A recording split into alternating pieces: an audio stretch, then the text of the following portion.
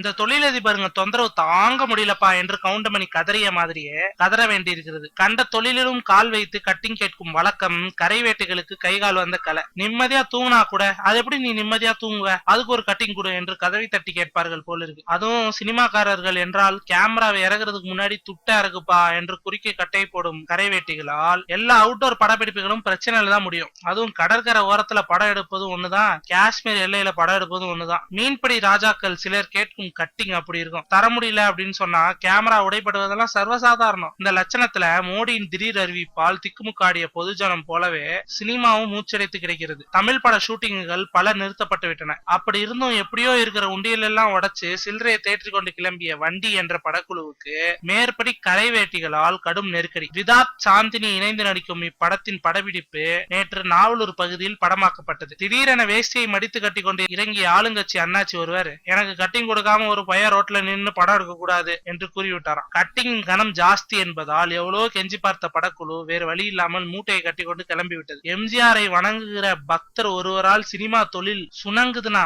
அதுதான் என் கால கொடுமை.